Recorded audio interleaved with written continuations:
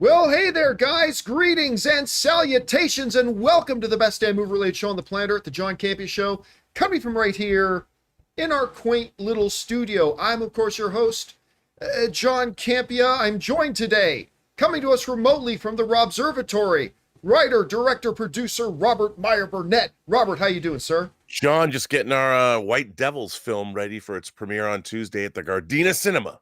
Yeah, I'm looking forward to that. That's going to be a lot of fun for just for, most people don't know much about it.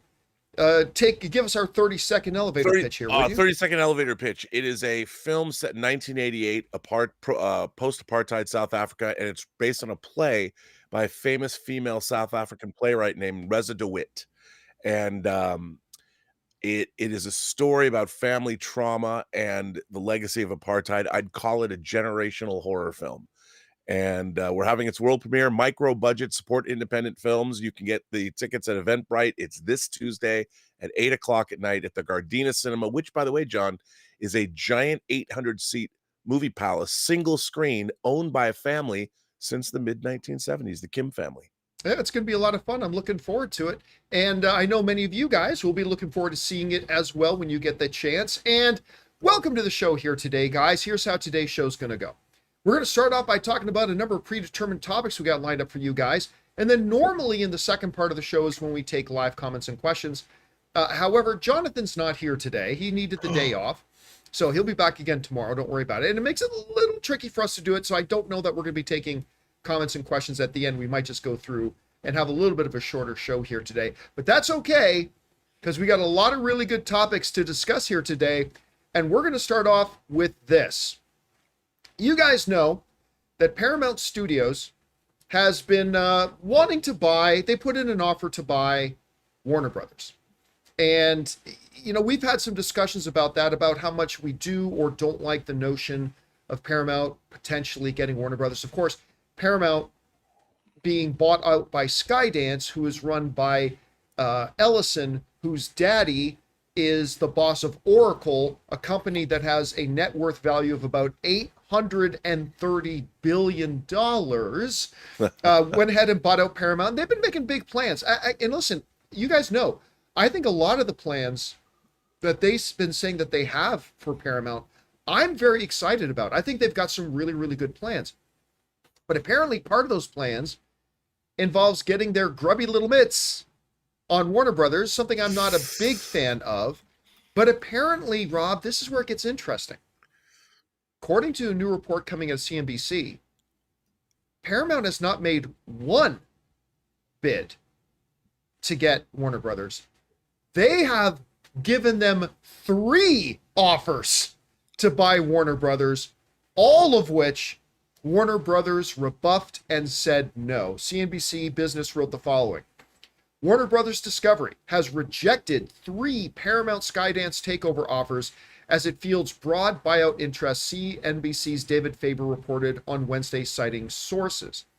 Paramount's last offer was for just under $24 per share and was comprised of 80% cash, according to Faber, who previously reported a bid could come in at between $22 and $24 per share. All right. I am not surprised at all that Warner Brothers has rejected the bid.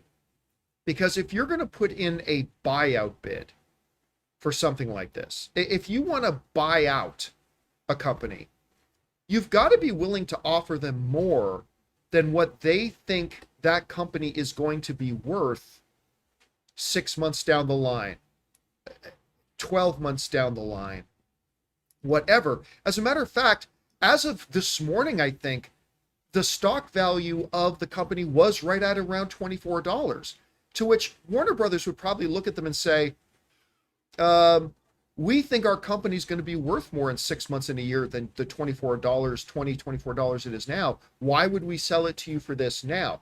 Now, you'll remember, Rob, that I said a while ago that one of the reasons I think Warner Brothers turned down Paramount's initial bid was because Warner Brothers just straight up thinks they'll offer more.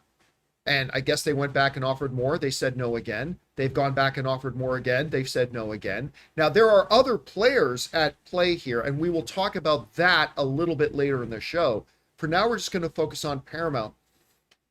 Listen, Rob, again, my position on this hasn't really changed. I Mm. like a lot of the things that Paramount says they're planning on doing with the studio. I think they've got some very exciting things. They've made some major great talent signings. They seem to have big goals and big dreams, and I'm excited about it. But I really don't want Warner Brothers going over there, like at all. I've got some picks that I have, but at any rate, Rob, I'm not surprised to hear that Warner Brothers has turned this down. Were you surprised to hear about the three offers? How high do you think Paramount's going to go? What do you make of all this? Well, I think you're absolutely right. I love the moves.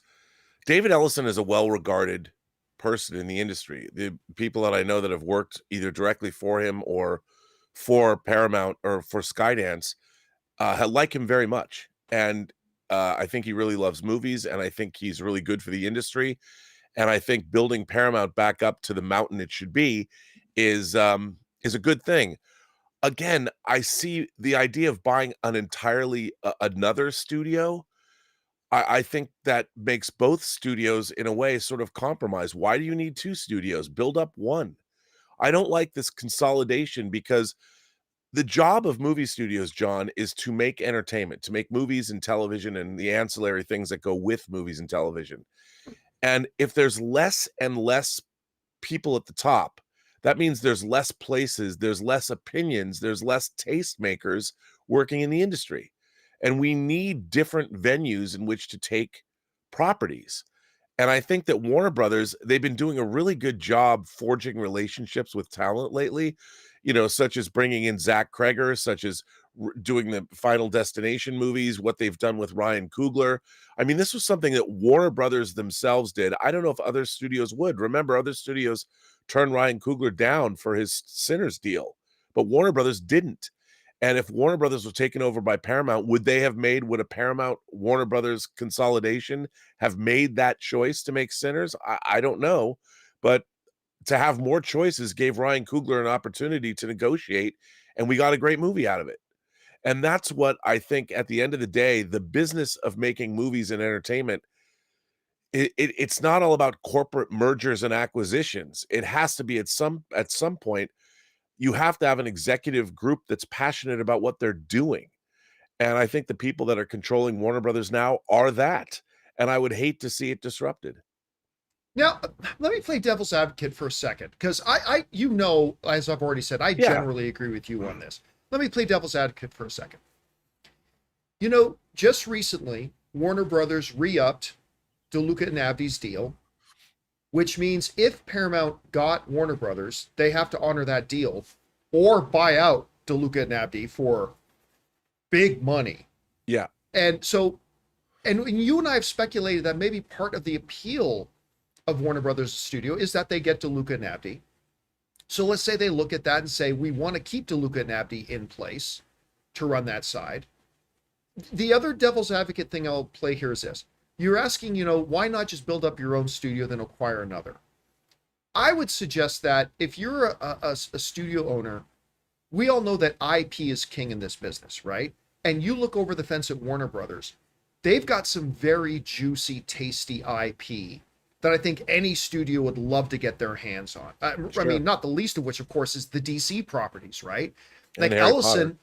and Harry Potter and many others. And I could see Ellison, who's a bit of a geek boy, Yeah, he is. going, oh, would I love to make a Batman movie or something like. So I'm not saying it's a good thing, but I could see what the appeal, even just on the IP basis alone, I could see what the appeal would be for something like a Skydance to get it. So look, I don't blame them for wanting it at all. I listen, if I was over there right now and I was in the executive rooms of Skydance / Paramount, I'd probably be also saying, we should be looking at getting Warner Brothers.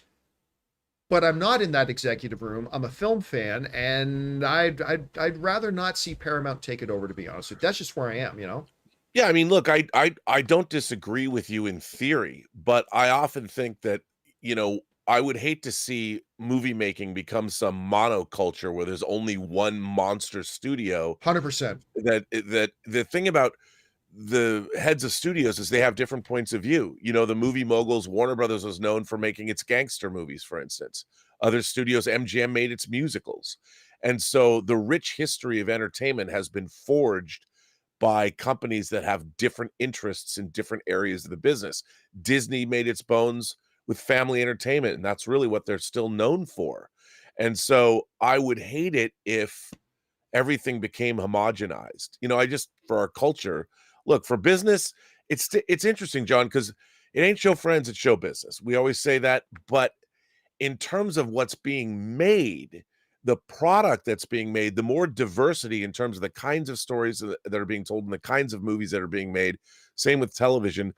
I think we need that diversity of thought at the studios, and having one guy in control of two studios.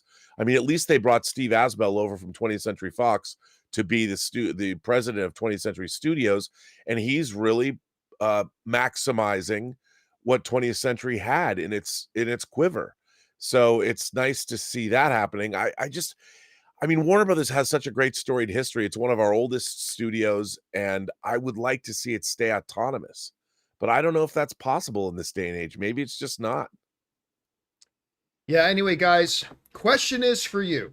What do you think about this? Apparently, Paramount has not once, not twice, but thrice gone to Warner Brothers and made offers, and each time Warner Brothers has said thank you, but no thank you. Are you surprised by that? How big of a bid do you think Paramount will go? Whatever you guys think, jump down to the comment section below and let us know your thoughts.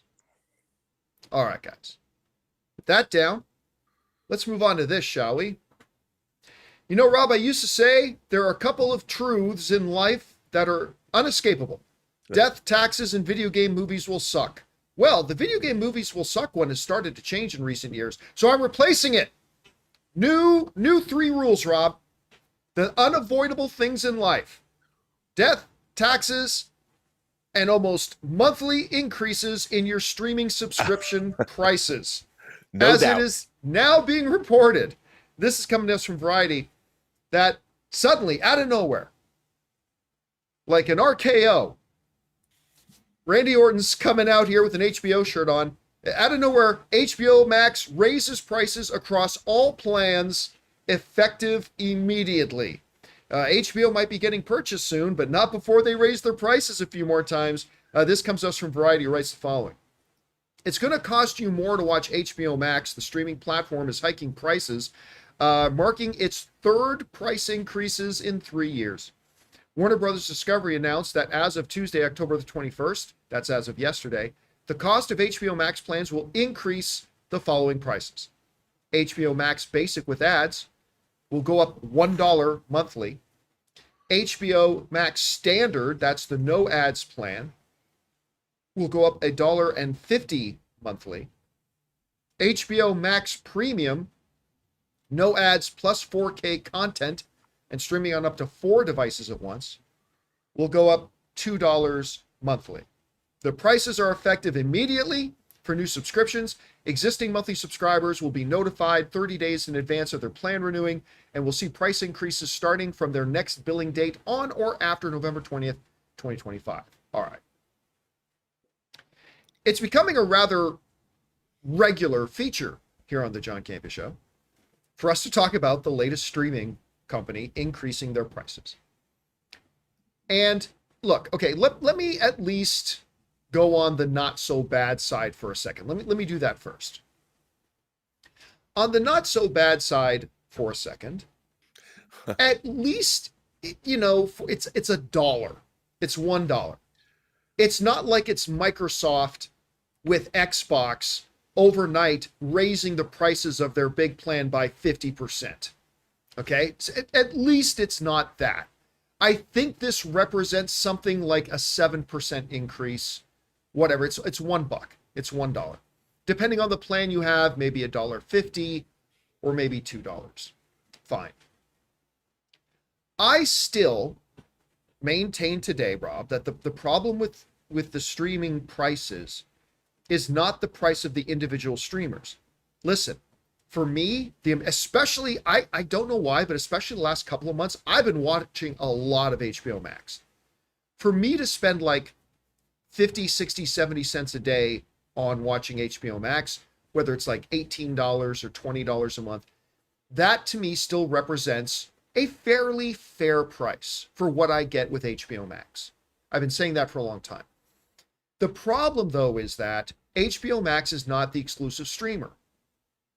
Fans want to have HBO and they want to have Disney Plus, they want to have Apple TV Plus, and they want to have Netflix, and they want to have Paramount. Like, content today is distributed and dispersed across so many streaming platforms. And while each one of those platforms may, in and of themselves, be fairly reasonably priced, the reality is that these streamers have to understand is that we as consumers see them as a collective. And every month, our cost as consumers to stream the content we want to watch continues to go higher and higher. And I especially find that the timing of this is rather interesting, considering right now Warner Brothers and HBO is in the news a lot because of the potential takeovers and the purchases, which maybe, Rob, I don't know, tell me if I'm being pessimistic here, maybe HBO is kind of hoping that all the talk about mergers and acquisitions and being bought is going to act as camouflage for the news release coming out. Oh, and by the way, HBO, your price just went up. It seems like they're using all the other news they have in right now as cover. And again, listen, I don't want to blow it out of proportion. I get it. We're talking about a $1 price increase. I'm not trying to over-exaggerate it. $1. They've been on average, HBO themselves have been on average raising their prices once a year. Not like a couple of other streaming services that have been doing price raises several times a year. Again, but at some point, Rob, these individual streamers have to understand that we as consumers don't just look at it as an individual service. We look at it at our monthly streaming bill. Yeah. And this is like the third increase for our collective monthly streaming bill in like the last month and a half. And I get it. These are businesses. They want to be profitable. We always understood, Rob, when Disney Plus launched, what did it launch at? Like $7.99 a month or something? Something ridiculously low. I can't remember exactly. I think it was even $4.99. You know what? You might be right. That introductory, yeah. That that was irresistible. We all knew that was just the drug dealer in the candy store giving the free sample to get us hooked. Like, we all knew that's not, they can't operate like that. That's not sustainable, that price. We all knew that. But I don't think what we were all prepared for was the rapid frequency of all these price increases. And I just think right now it's a bad time for HBO to be introducing this price increase unless they're trying to make their service look even more attractive to a potential buyer. Anyway, Rob, you saw this report. What are your thoughts on this? Well, I think it's not unexpected that when they finally announced that, yeah, we're open for business. If you want to come buy Warner Brothers, you can buy us. That they upped their price of HBO because, little extra profit for any potential buyers to look into. And at the same time, they get to add it under the cover of whatever they're trying to cover up. But like you said, look, I think HBO is actually worth the money you pay for it. I agree. The movies they have, it is a great streamer, but we're now living in an age where the price of everything from healthcare to beef to soybeans to our streaming services is getting jacked up on all sides. And I just think at some point there's going to be some kind of a revolt, or as we've talked about on the show for years, who's going to bundle all of these things together and give us one reasonable fee that isn't going to be, I mean, if every streaming service decides on a monthly basis to raise their prices, which is kind of what seems like is beginning to happen, at the end of the day, what does that say to your consumer base? I mean, it's just, I get it with HBO, I do, but at some point, someone's going to call a foul or an audible and say, we can't do this. This is unsustainable. And I think that these companies have to somebody's got to stop this and do something, give consumers, rather than just keep choking them for more money, give them a different alternative. Because if you don't want churn to happen, you've got to stop doing this to everybody. And it seems like it's happening faster and more often um, than it ever did before. And where does it end, John? You know, an argument could be made, and I've heard the argument made that, look, the general consumer, you and I, we just don't understand the massive cost and expense it is to run one of these streaming businesses. And it's incredibly expensive. And in order for them to make it feasible, they need to maybe raise prices. Oh, to which I would say, okay, fine. I understand. I see where you're coming from. But if that's the case, let's, for argument's sake here, Rob, say that to really sustainably run HBO at the level of quality that it is for long term for HBO Max, they're going to need to end up charging customers probably $28, $29, $30 a month. Okay?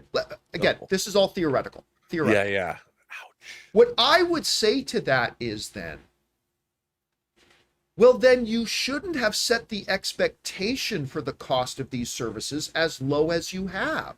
Right. You shouldn't have launched at $15.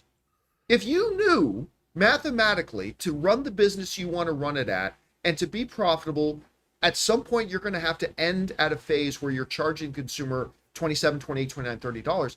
Well, don't set unrealistic expectations with your starting price until you get us there. Be more open with the consumer. Let us know, hey, HBO Max is $25 a month. And I don't know. It's so, I think if there is a revolt that you're talking about, Rob, and I think you're right, by the way, it's their own fault for doing it. Because all we've seen for the last couple of years is the prices on these things go higher and higher and higher and higher. And unlike, I keep going back to this, Rob, I know, but unlike the AMC A-list situation where they only raised their price once in like 4 years, and it was a minimal price, but when they raised their prices, they gave us a whole bunch of extra stuff. Well, you just nailed the key to this. It's not like with Netflix, it seems like we're getting new shows every other day of something, whether it's reality or 3 TV, a day, documentaries, or 3. I mean, there's so much stuff being added to Netflix.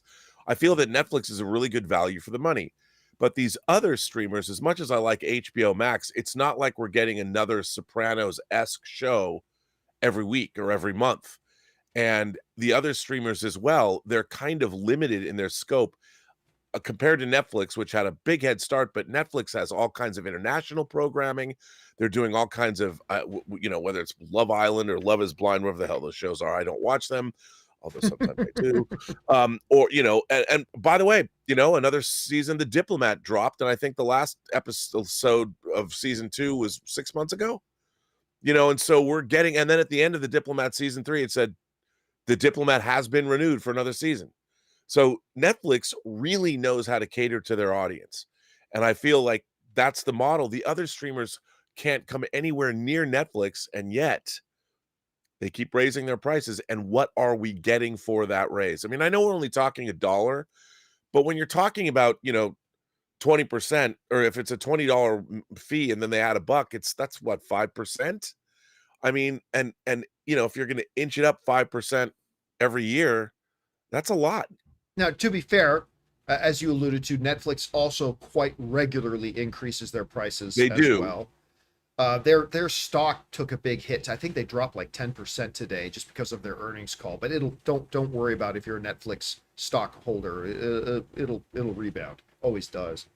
Yeah, but that's the thing. We're not seeing some relevant, tangible increase in the benefits that we get for being a subscriber as the prices go up.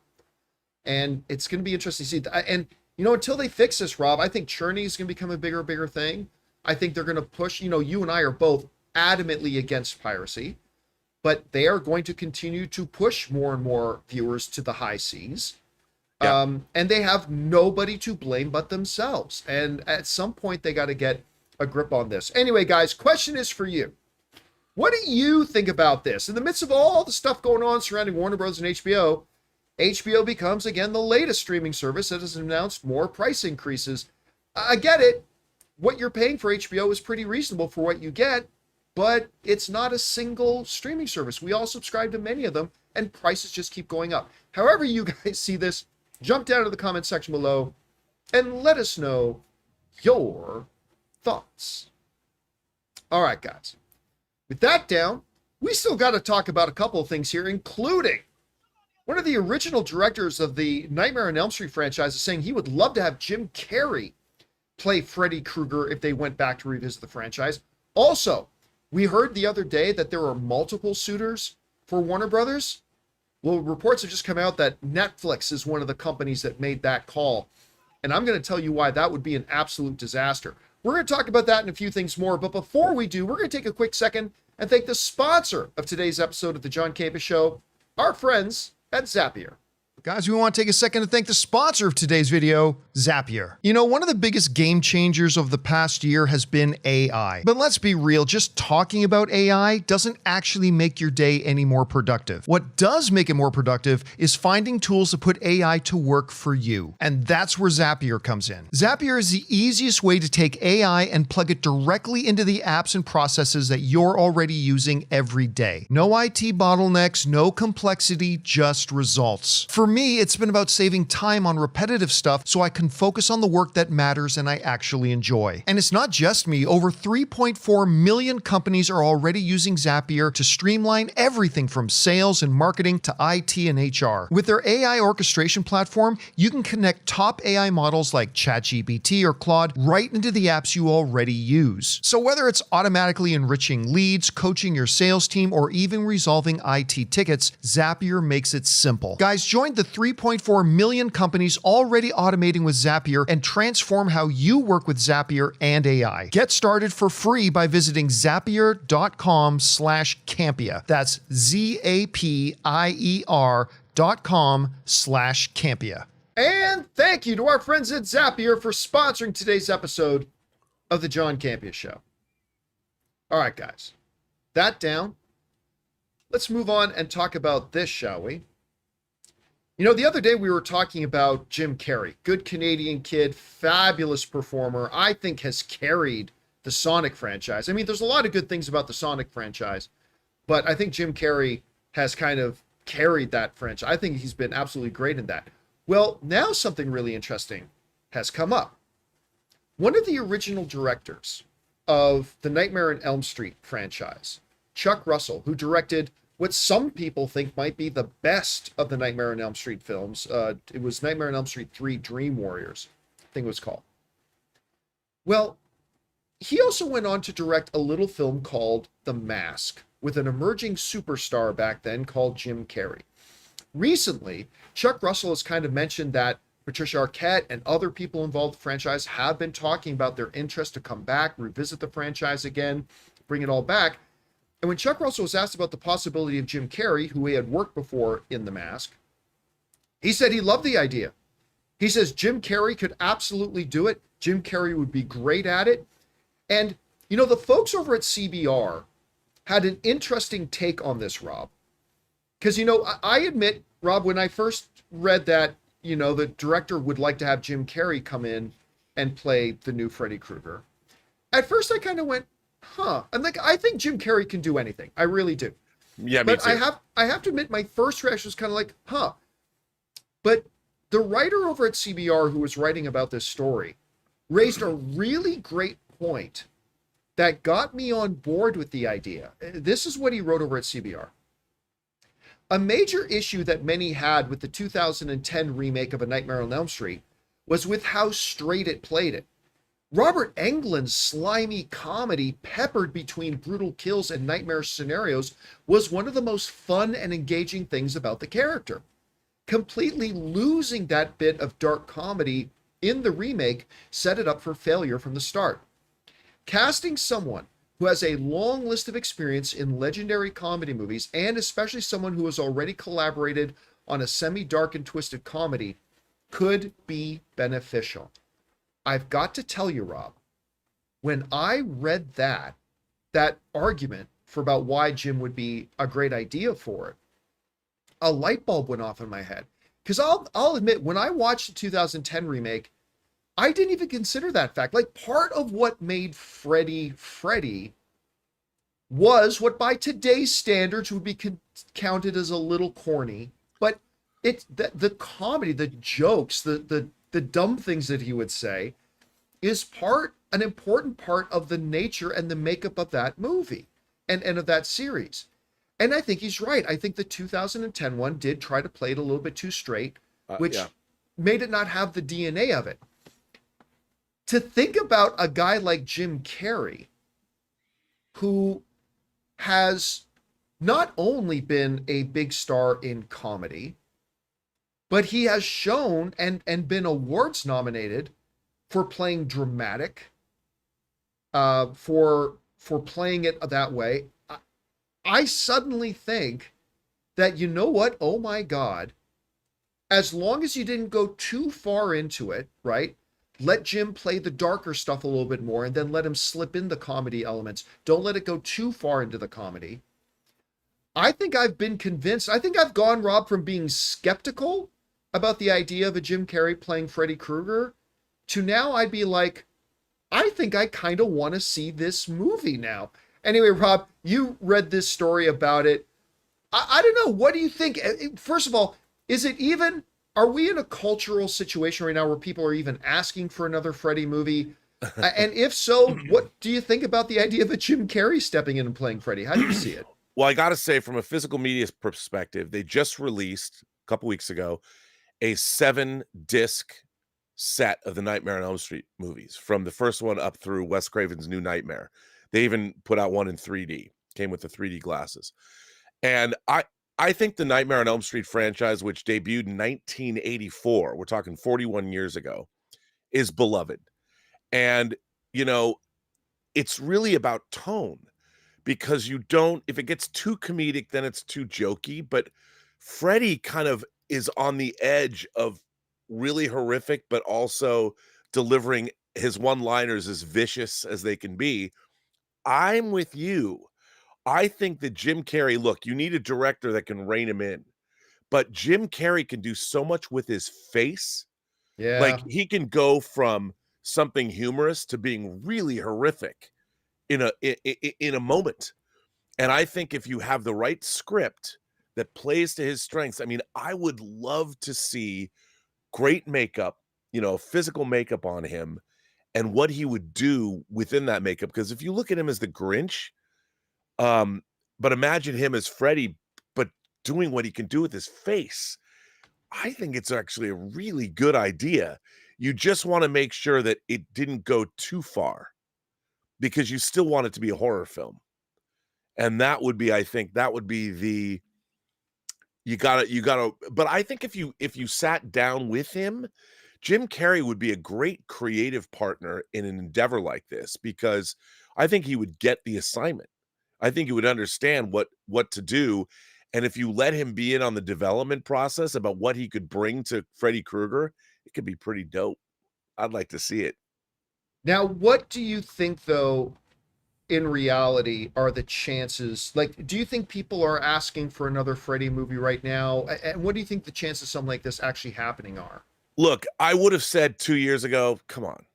But after seeing something like Final Destination 14 years ago, and then it comes out, and when you have the right creative thought and the right creative team behind something, I mean, you could probably find a really passionate director who grew up loving the franchise, who steps in and really has a handle on it and knows what to do. And I'll tell you something, who I think would like this idea best of all is Jim Carrey. I think if you presented it to him, he might. I mean, I never would have thought he would come back and do Sonic movies. Me either. And like you've said over and over again, he's the high point of those films. I mean, and the tone, that movie also is it's a very precarious tonal thing that they've, I think, nailed. That's why there's been 3 of those movies. I think you could really make this work. The more I'm thinking about this, talking about it right now, the more I'm like, I'd go see that. I totally see it. Yeah. And if you lean into the viciousness of it, like, make this a hard R movie, uncompromising. I mean, just look at this picture. I'm just like, I think that's a little too handsome, but that smile alone, dude. I'm like, that I can only imagine. I mean, I would say he would never replace Robert Englund, Of but course not. Never can replace Robert he Englund. could succeed him. I mean, Jackie Earle Haley gave it his all, and I really respected the casting coming off of Watchmen, but it was too serious. Well, I mean, again, the problem with the 2010 film was never Jackie Earle Haley. No, Like that, his performance was not the problem. It's the way they wrote it. It's. I mean, he gave it his all and all that kind of stuff.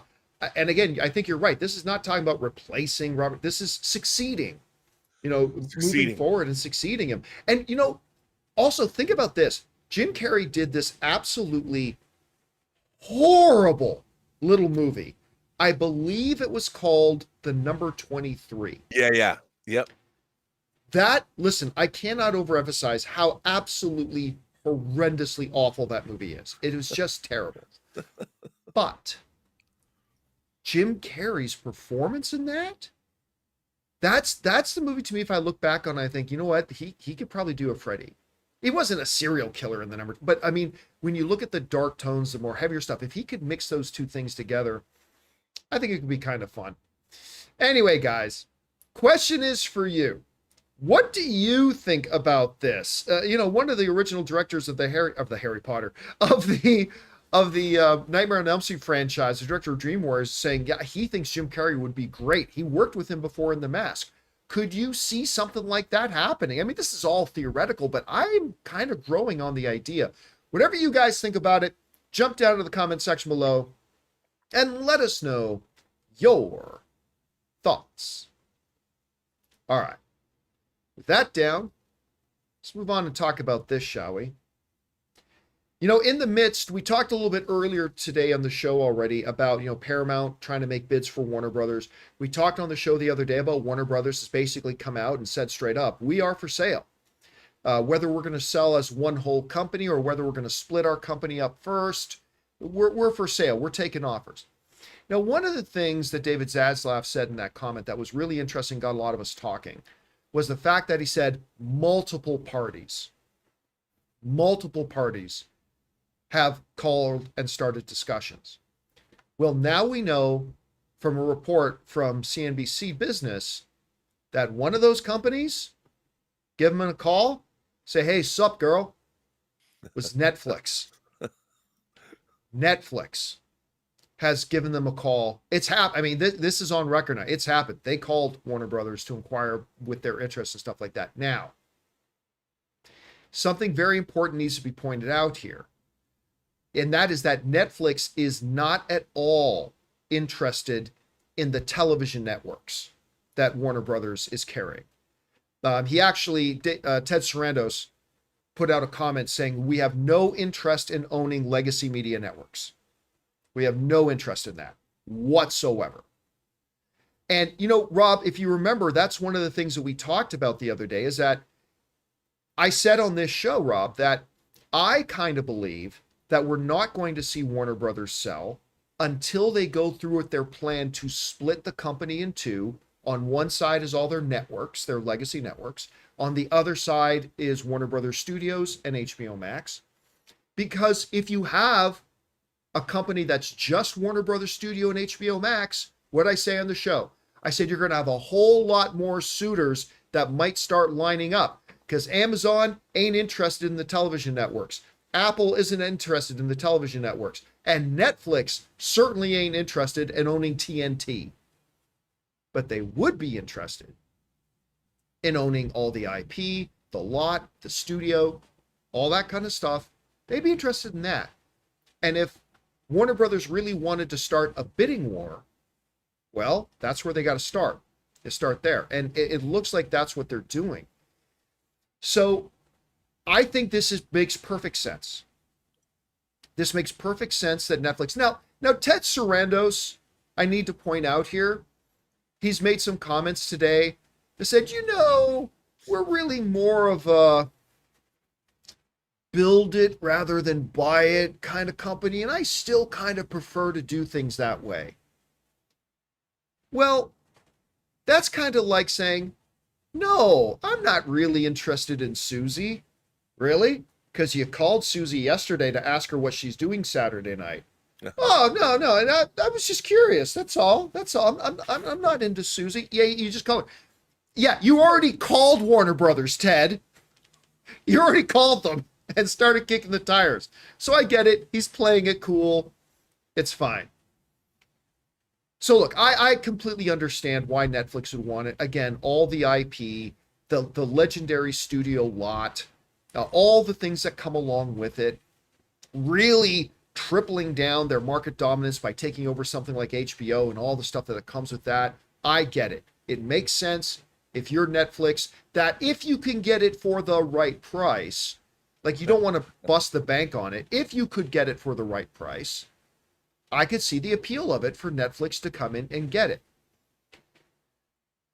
But Rob, I've alluded to this before, and I will say it again. I cannot think of anything being more disastrous for the entire movie industry and for film fans than Netflix getting their hands on Warner Brothers. I already said I don't want Paramount getting it, but at least if Skydance, Paramount, and the Ellisons, with all of Daddy Oracle's billions of dollars, bought Warner Brothers, they'd still be a movie company. They'd still be about the theatrical experience. Say what you want about David Ellison. That dude's nerdy about movies. Really is. That's not going to make him a good executive necessarily, but you got to give it to him. He's nerdy about movies. They're going to make movies. To Netflix, who I'm a fan of Netflix, do not misinterpret me, anybody. I'm a fan. I am. I've been a subscriber for a hell of a long time. I think they make great series. I really do. But they are by far and away the absolute worst company in the world at making original films. They suck. All right? They suck. There's no other way to put it. I'm not going to dance around it. They suck. About 1 out of every 50 of their movies that they make as a Netflix original ends up being any good. And some of them are quite good. Some of them are quite good. But if you give me the money to make 50 movies, I'm bound to make a really good one too. Because philosophically, and by the way, I'm not even talking about the fact that they don't support or on board with the theatrical experiences, which is what every true movie fan is. Every true movie fan is about the theatrical experience. And I'm not even talking about Netflix's, refusal to get on board the theatrical experience. I'm talking about this. Netflix does not look at filmmaking as an art. Netflix looks at movies as, they're not looking to move the cultural needle. They're not looking to create the next Wizard of Oz or the next Matrix, the next thing that becomes a part of our pop cultural conversation for decades to come, pieces of art that we still talk about, we still celebrate, and we still want to go back and watch. Netflix simply isn't interested in doing any of that.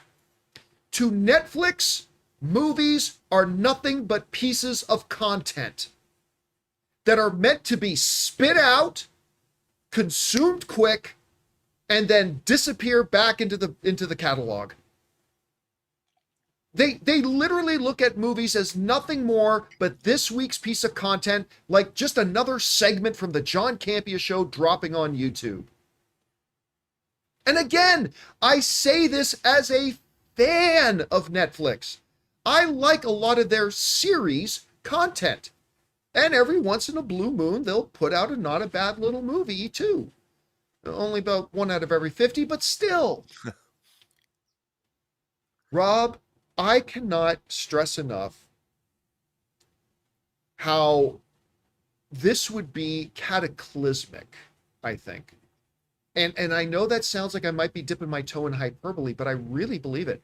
I think it would be absolutely cataclysmic if Netflix were to get their hands on any of the major studios.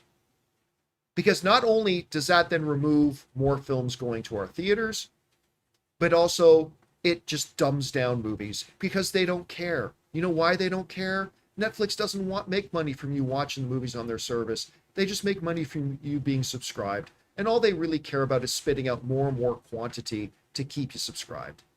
And it works. I'm not going to deny it. It works. And they make some really good series. But this would be just another dumbification of movies. And look, Rob, I'm also not naive. I understand that in the boardrooms of all major studios, there's a degree of this is a business more than this is art. But they also have enough people in the building who are about it being an art and kind of balance it out. Sometimes more than others, but there you have it. And at Netflix, it's nothing to them. It's just another piece of content for this month. And then let's move on.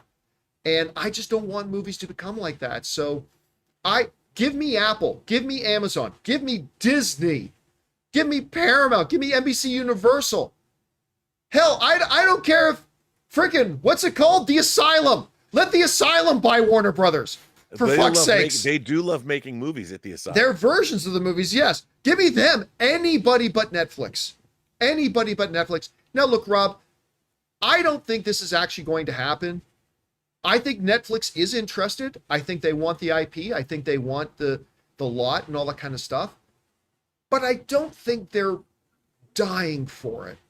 And I don't think they're at all going to be willing to spend as much as, say, Paramount will be willing to spend. I think that's going to be the key here. I think at the end of the day, if it comes down between Paramount and Netflix, and by the way, NBC Universal, Comcast is also interested. There are other interested parties.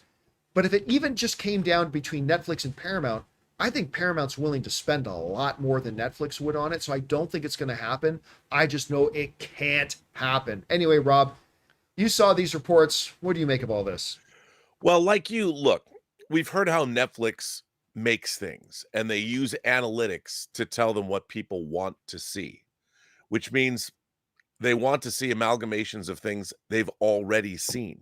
Yeah, and then they make the cheapest version possible they can of that thing and spit it out. Absolutely. And at the end of the day, you're going to have a certain amount of subscribers that are just going to watch the new thing that shows up, which means that philosophically, they're not really interested in telling great stories. What they're interested in doing, like you pointed out, is making analytics-driven entertainment that will never be original, will never be as thought-provoking as it could, and is designed to appeal to the middle of the road consumer. And that is the antithesis of what making great stories are all about. And look, you'll get new movies, but you'll get a lot of mediocre movies that feel like other movies that were better. And that's what we've seen on Netflix a lot. And that's also, it absolves them of responsibility because then they're like, well, it's the analytics. We're just doing what the analytics told us to do. And that to me is dangerous from a cultural perspective, because what it does is it takes, I mean, our entertainment. Look, people like great entertainment. They want to see things that are great. That's what everybody is seeking. They're seeking that great, as you call them, experiential events. You want movies to be an experiential event that you don't forget, that you want to go revisit again and again and again. And if we're just destined to have our civilization descend into, well, middle of the road mediocrity, eventually that's not a winning business proposition. Wouldn't you rather have a channel full of experiential events that people love, that they can't get enough of, rather than just have a place to just fritter away your hours because you've got an extra 90 minutes before someone comes home and you have to make dinner? I mean, what does that say? And how is that a sustainable business model? As we can tell you, and we've told you a million times, the better the movie in the theatrical environment, the better off it is on a streaming service. Yep. The better you provide an audience that experiential event, the more times they'll come back to your streamer and watch it over and over again. And they'll willingly not just pay for their subscription, they'll give you a few extra bucks when you up those prices because you've given them great experience after great experience. And that's not what Netflix's business model is. So for them to buy a studio whose lifeblood depends on giving you a great experiential event in the movie theaters, well then, you're diametrically opposed. Your businesses are not the same. You might be making the same product, but the reason and the final product is not the same. Yeah, and you and I talked the other day about this. Look, the reality is, today, Warner Brothers is in a much healthier place, a much more successful place than it was when Discovery first bought them. Like when they were still under the ownership of AT&T, the entire studio, the entire company was on death's door. Yeah. Today, it's in a much better place. They just set the record, of course, this year for most released movies in a row, breaking $40 million. I think they broke it with 6, then they broke it again with 7 films in a row that did that. They're in a much better place that has now all these potential suitors coming to them and looking at them. And again, I could understand why that would be appealing to Netflix. Let me play devil's advocate now for a second, Rob. Uh-oh. Because I just went on about why I hate the idea of Netflix getting their hands on Warner Brothers. But okay, let me play devil's advocate for a second. Is there a potential positive here? I don't think so, but let's explore it for a second. You know, Ted Sarandos, the boss over at Netflix, he has said historically, we don't do theatrical. Okay, yeah, he said that. But you know, in the last couple of years, since he said that all the time, we saw Glass Onion get a bit of a theatrical release. We've seen more and more of their catalogs getting theatrical releases. K-Pop Demon Hunters is going back into theaters again. Stranger Things, they just said their series finale is actually going to be released theatrically. We know his new Lion, Witch, and the Wardrobe movie that they're going to be doing over there is going to be getting IMAX theatrical release. We now know that the third film in the Knives Out series is going to get a little bit of a theatrical release. We have seen over the last couple of years that Netflix, little bit by little bit by little bit, have been toying and experimenting with a theatrical model in little steps. But that's a far cry from when Ted Sarandos would say, you know, back in the day, we don't do anything theatrical. Well, Bob Iger used to say that Disney would never do R-rated content, and yet here we are. They do now, as things change and evolve. So, what if Ted Sarandos is looking at this as an opportunity and says, you know what? We'll buy Warner Brothers and we'll keep Warner Brothers intact and they will continue to be Warner Brothers. Mike DeLuca and Pam Abdi will still be the heads of the studio and we'll own it, much like Fox or much like Disney owns Pixar, Disney owns Lucasfilm, or Disney owns whatever. We'll own it. And that can be our theatrical arm. And we, in Netflix proper, will continue to be streaming exclusive. There's a possibility here that maybe Ted Sarandos looks at this as a way of, hey, we can make theatrical movies and yet not make theatrical movies. Yeah, we own Warner Brothers, but that's Warner Brothers is putting out all these movies in theaters. At Netflix proper, we just put them out on streaming. Now, look, for the record, I do not think that's what's happening here. I'm just trying to be optimistic. I'm trying to look at a potential bright side that maybe this is a, you know, to quote an old Bible story, this is Ted Sandros's, Saul on the road to Damascus moment.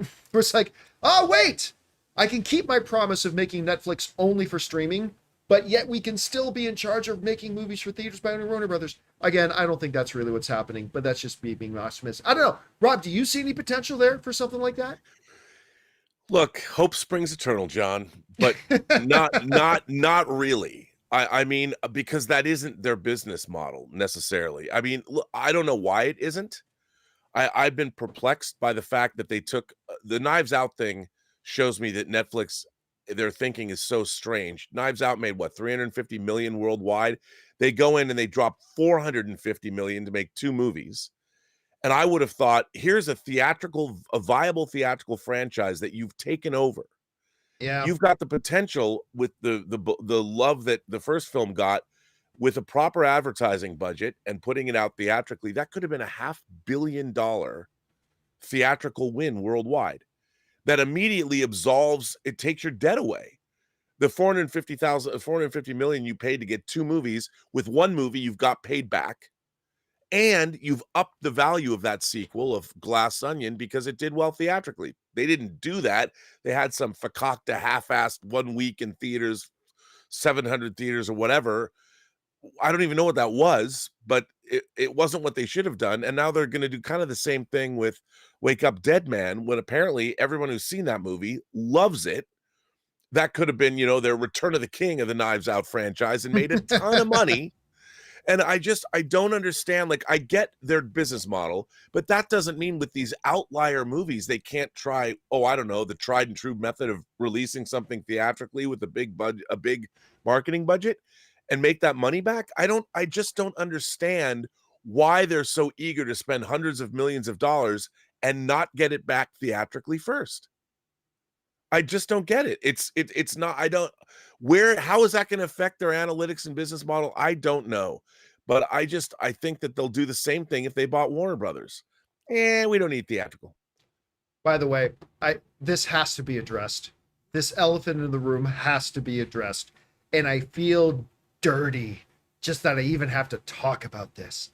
Bring in the filthy. But there is this delusional theory, like positively LSD-induced delusional theory running around out there. And I'm seeing some people talking about it in the live chat right now. There are actually some primates out there who actually believe that if Netflix were to take over Warner Brothers, the Snyderverse is back, baby! They're gonna buy it just so they can let Zack Snyder, who I'm a fan of Zack Snyder, you guys all know this, but so that Zack Snyder can restore the Snyderverse. Guys,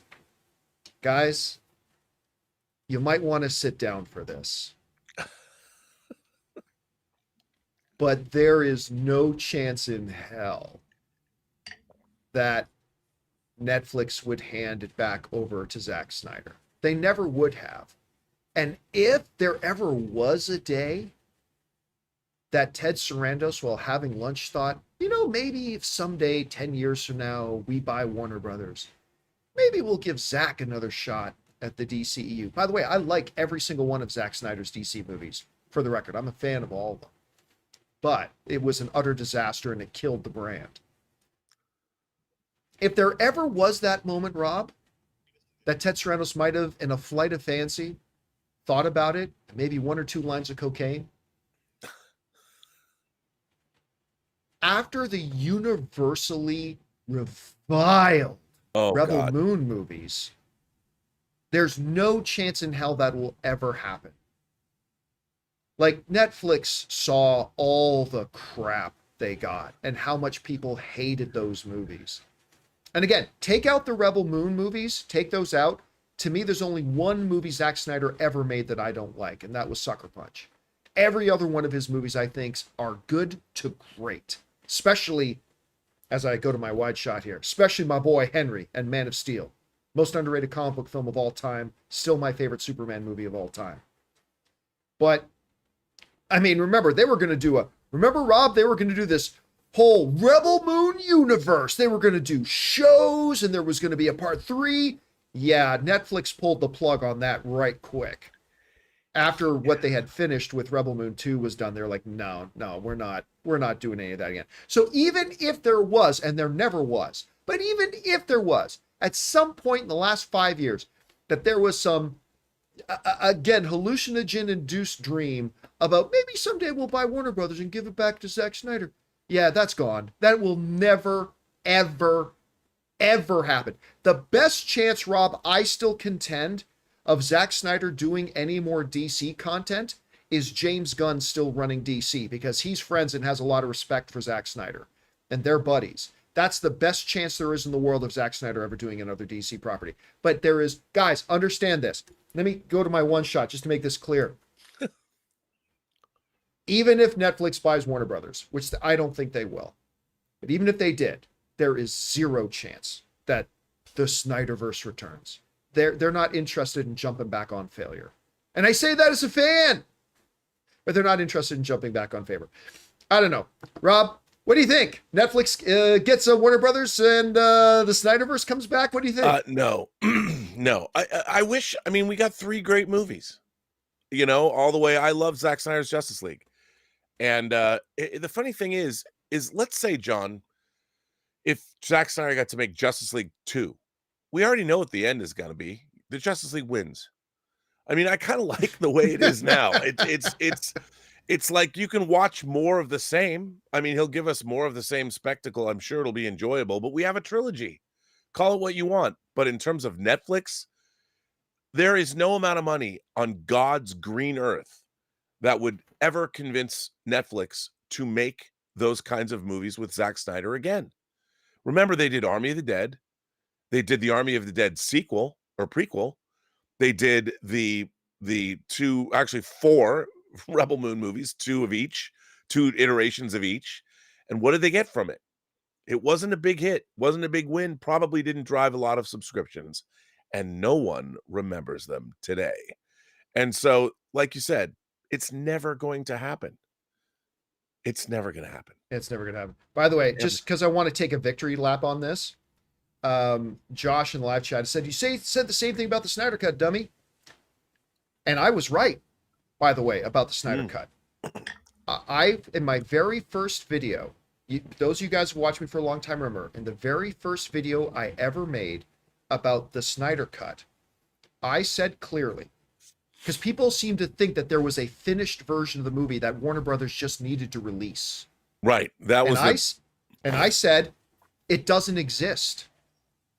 There is no finished, completed, ready-to-be-released version of the Snyder Cut.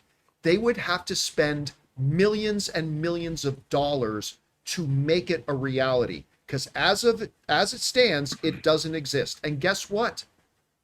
I was right. I was 100% right. Because when HBO Max decided to make the Snyder Cut, they had to spend $70 million to make it a reality. I was right the whole time. I've got to I chime said in from the beginning.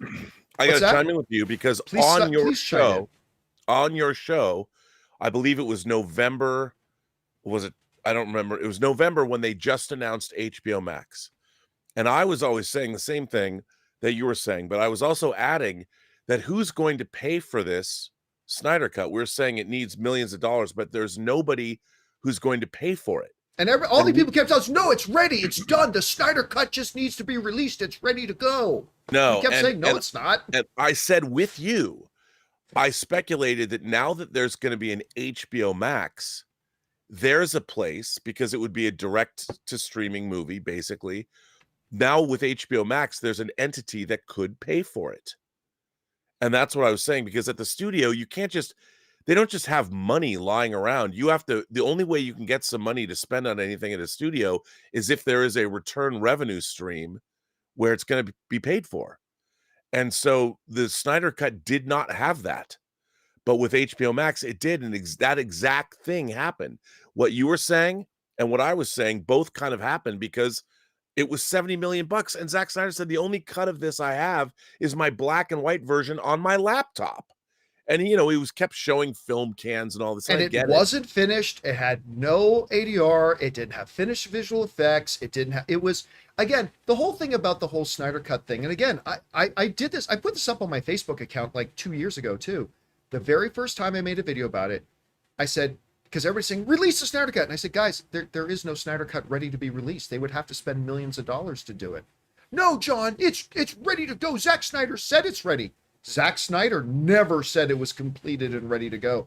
And sure enough, when they decided, you know what, let's do a Snyder Cut version, they had to spend as much money as some entire movies take to make. They had to spend $70 million to make it happen, to bring it into existence. And remember, Rob, we talked about on the show, at the time, the guy who was the CEO of Warner Brothers, he said directly in a quote that we had from Variety that we had on the show, we showed it on the show.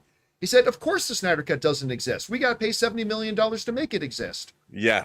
Yeah. And it's not only that, that's what it was. And Netflix is not going to go back to that. Netflix is not going back to that. But also let's not forget that was a tremendous win for fandom. The Snyder Cut fans kept that dream alive, and because of their dedication and raising money for charity and flying banners over Comic-Con, it was one of the great triumphs of fandom. Maybe since Letter Writing Campaign got a 3rd season of the original Star Trek put back on the air in the 1960s. It was a win. And all the fans have been trying to buy that win back ever since. Let's push it further. We can make it happen. No, you can't. And it's never going to. Yeah. And there's nothing wrong with that. If there ever was some 2 to 3% cocaine-induced dream that maybe Netflix would buy Warner Brothers and give the DC property back to Zack Snyder, those 2 to 3 percentage points disappeared with Rebel Moon. Like completely, they stuck their neck out with Zack Snyder. They got burned. And again, I'm a fan of Zack Snyder. I can't wait to see his next film. His next film is going to be this little smaller kind of indie style film about a guy tracking down what happened to his sister and all that kind of stuff. I think it's going to be by the really way, exciting. I bet it's going to be great.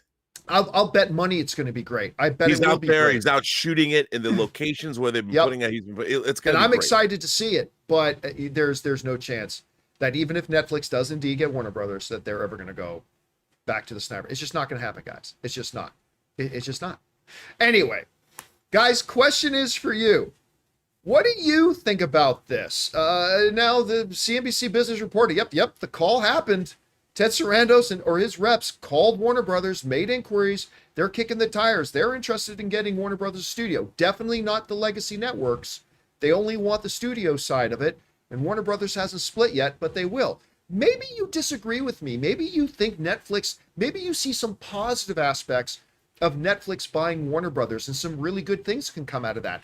I'd love to hear your rationale on it. I'd love to have my mind changed. For me right now, I think it would be a total disaster. I don't think it'll actually happen because I don't think it's worth as much to Netflix as it is to other studios like maybe Paramount or others.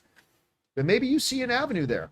Whatever you guys think, jump down to the comment section below and let us know your thoughts. All right, guys, with that down, that will do it for today's installment of the John Campea Show. Thank you guys so much for being here and making our little show a part of your day.